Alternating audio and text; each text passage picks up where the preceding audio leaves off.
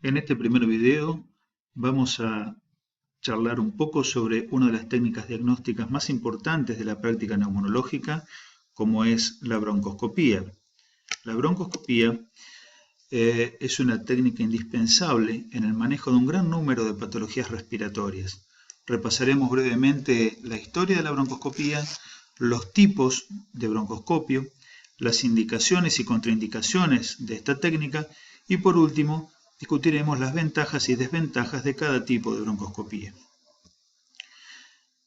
Repasando un poco la historia, vemos que a fines del siglo XIX, Gustav Killian, en Alemania, investigaba ya la laringe y la tráquea utilizando un laringoscopio diseñado por otro médico alemán, Kirstein.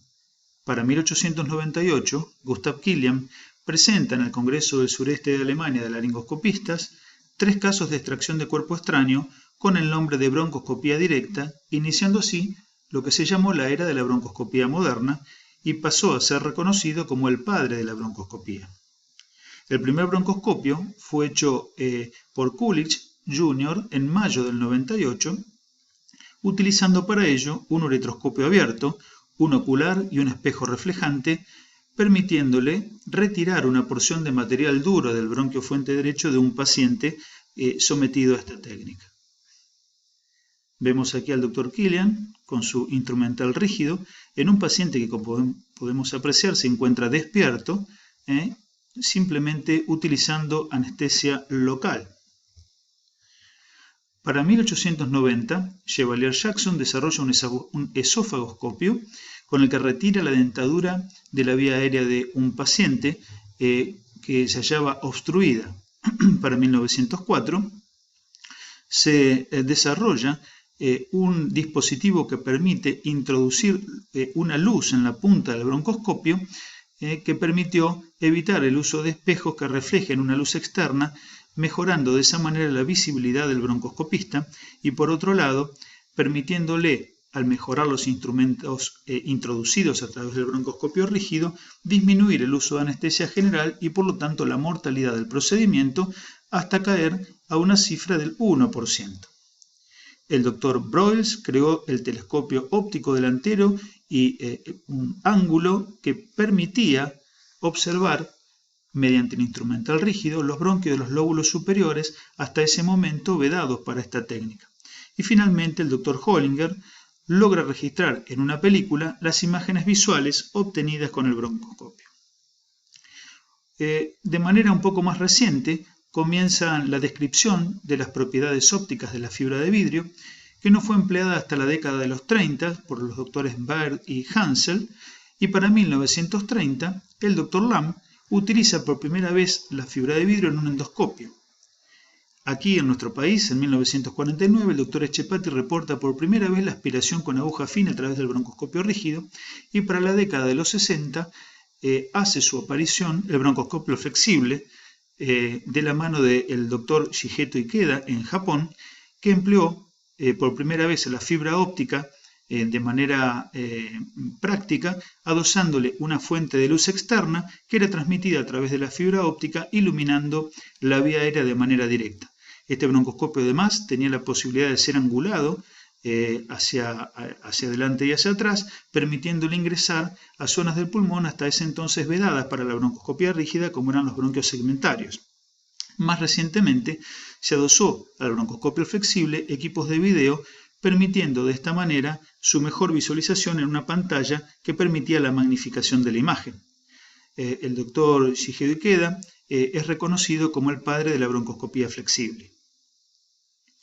Vemos aquí entonces los dos tipos de broncoscopio. Al lado izquierdo de la pantalla se encuentra el broncoscopio rígido, en este caso en posición acostada y con rectificación de la vía aérea. Y del lado derecho el broncoscopio flexible, con una porción que es el cabezal, donde se encuentran los comandos del broncoscopio y donde se encuentra el canal de aspiración y el ocular, y por supuesto un ramo de fibras flexibles que son las que son introducidas en el árbol respiratorio. Vemos aquí entonces, con el advenimiento de la técnica de video, cómo el endoscopista no necesita ya posar sus ojos sobre el ocular del broncoscopio, sino simplemente introducirlos y mirar en una pantalla de video donde está el broncoscopio e ir progresándolo hacia el interior de la vía aérea. Dentro de la broncoscopía rígida tenemos indicaciones tanto diagnósticas como terapéuticas. Dentro de las indicaciones diagnósticas podemos observar aquí entonces las estenosis subglóticas, las estenosis traqueales o las estenosis bronquiales, sean estas benignas o malignas. Vemos aquí también la posibilidad de detectar tumores, de detectar malasias tanto de la tráquea como de los bronquios principales, de descubrir fístulas traqueoesofágicas o broncoesofágicas y también localizar sitios de sangrado, es decir, sitios de hemoptisis. Por otro lado, permite además realizar, mediante la introducción de una aguja fina, aspiraciones transbronquiales para su envío para posterior análisis. Dentro de las indicaciones terapéuticas se incluyen la dilatación mecánica de las estenosis bronquiales, las dilataciones con balón de estenosis traqueobronquiales, la colocación de stent para mantener la vía aérea permeable, la introducción de material láser o de instrumental que permita desobstruir mediante la utilización del láser obstrucciones parciales de la vía aérea, permite realizar terapia fotodinámica, criocirugía, remover cuerpos extraños, remoción de suturas, taponamientos de sangrados, es excelente en el manejo de sangrados severos de la vía aérea y también permite ayudar en la colocación de cánulas de traqueotomía percutánea. En el caso de la broncoscopía flexible, desde el punto de vista diagnóstico, la broncoscopía flexible nos permite la valoración de signos y síntomas como la disfonía, la hemoptisis, la disnea o las sibilancias no justificadas, el asma de comienzo súbito, síndrome de vena cava, etc. Permite también la valoración muy precisa de la enfermedad endobronquial, sea esta tumoral, sea esta por cuerpo extraño, por tapones mucosos, por presencia de fístulas, o tomar citología en el caso de sospecha de malignidad. Permite además valorar imágenes radiográficas o tomográficas patológicas, como por ejemplo la presencia de masas pulmonares, infiltrados pulmonares focales o difusos, atelectasias, derrames, parálisis frénicas, etc. Y por otro lado permite también obtener las muestras microbiológicas en el diagnóstico de infecciones respiratorias, tanto en pacientes inmunocompetentes como en inmunodeprimidos. Finalmente permite también la valoración de las vías respiratorias altas. Algunas técnicas recientes, como la valoración de adenopatías mediastínicas a través de la ecografía utilizada mediante un broncoscopio especial que contiene un transductor ecográfico en su extremo, y por otro lado permite también monitorizar el curso de enfermedades conocidas, como por ejemplo los controles post-trasplantes, la estadificación de cáncer de pulmón o la evaluación de la respuesta al tratamiento de este último, y las neoplasias esofágicas con compromiso de vía aérea. Es útil también en unidades de cuidados intensivos, sobre todo en los problemas asociados a la intubación orotraqueal y a las infecciones en pacientes sometidos a ventilación mecánica invasiva. Y por último, su utilidad terapéutica, que incluye la aspiración de secreciones, la extracción de cuerpos extraños, la desobstrucción de la vía aérea central en casos seleccionados, permite la intubación en pacientes con vía aérea dificultosa y también el lavado terapéutico en algunos casos de alguna patología especial como es el de las proteinosis alveolares. Finalmente, permite también la inyección intralesional. Respecto a las contraindicaciones, que son relativas, se incluyen la falta del consentimiento del paciente o de su familia, la ausencia de un endoscopista adecuadamente entrenado y acreditado, la ausencia de material y personal para enfrentar situaciones de emergencia como son los paros cardíacos, las hemorragias, los neumotórax en pacientes sometidos al procedimiento, la hipoxemia severa no corregida a pesar de la administración de oxígeno, salvo que esta hipoxemia pudiera corregirse con la broncoscopía, como es el caso de la obstrucción de la vía aérea, las alteraciones de la coagulación que no pueden ser corregidas y la angina inestable e isquemia miocárdica aguda o arritmias no controladas. Y dentro de las condiciones de riesgo aumentados tenemos la falta de cooperación por parte del paciente, la inestabilidad hemodinámica, un infarto de miocardio reciente o asma no controlado, la hipoxemia o hipercapnia marcadas, la hiperazoemia por la predisposición al sangrado si debe realizarse una biopsia y, como en el caso anterior, arritmias cardíacas que no estén adecuadamente tratadas y controladas. Las hemoptisis masivas son condiciones de riesgo aumentado, pero son una indicación de broncoscopía. La hipertensión pulmonar, la inmunosupresión, la biopsia de lesiones de la tráquea de los bronquios fuentes parcialmente obstructivas, Los procedimientos intervencionistas por el riesgo nuevamente de sangrado, neumotórax, reacciones inflamatorias, neumonías, etc. La insuficiencia cardíaca, la enfermedad pulmonar obstructiva crónica severa, el síndrome de la vena cava superior con hipertensión venosa que predispone al sangrado durante la toma de biopsias, sobre todo transbronquiales, la hipertensión endocraniana y el embarazo. Vemos aquí los distintos tipos de broncoscopía. Vemos en la fotografía superior la realización de anestesia local para la realización del estudio. Debajo apreciamos la realización de una broncoscopía rígida bajo anestesia general con un broncoscopio rígido asociado a video. Y en la fotografía del lado derecho, un procedimiento de videobroncoscopía flexible, donde el operador y su asistente se hallan uno de cada lado del paciente y contemplan en la pantalla la realización del procedimiento. Finalmente, vamos a repasar brevemente las ventajas y los inconvenientes de la broncoscopía flexible y de la broncoscopía rígida intervencionista.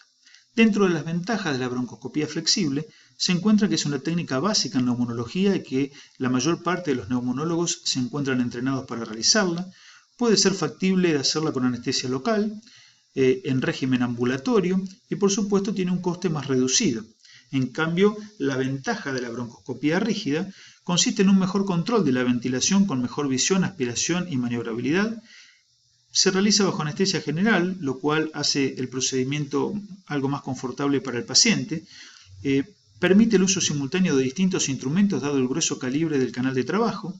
Permite una desobstrucción más rápida y fácil, una mayor facilidad en la colocación de los stents, que después vamos a ver en un segundo video, y una mayor seguridad en la resolución de las complicaciones. Y por otra parte, el equipamiento, dado que es metálico, es más económico y duradero.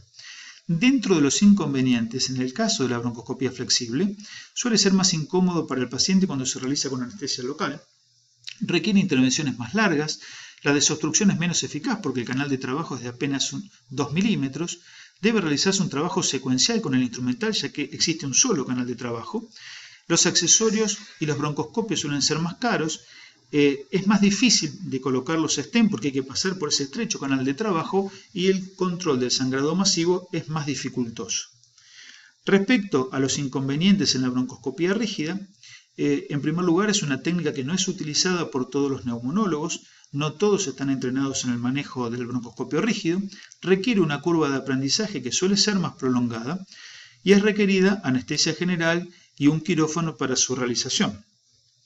Habitualmente el paciente suele requerir una internación, que puede ser una internación de día o una internación de 24 horas. Se necesita más personal y por supuesto un anestesiólogo y en general tiene un mayor coste debido a esto último, es decir, a la mayor necesidad de personal. Como vemos entonces, las dos técnicas broncoscópicas son perfectamente vigentes, no son excluyentes. Muchas veces se utiliza el broncoscopio rígido para controlar la vía aérea y se introduce a través del broncoscopio rígido el broncoscopio flexible y de esa manera nos permite por un lado trabajar con total confort para el paciente y mayor seguridad y por otro lado una vía aérea expedita que permite al broncoscopista resolver situaciones de emergencia como por ejemplo son los sangrados masivos o las hemoptisis masivas que requieren de un amplio canal de aspiración.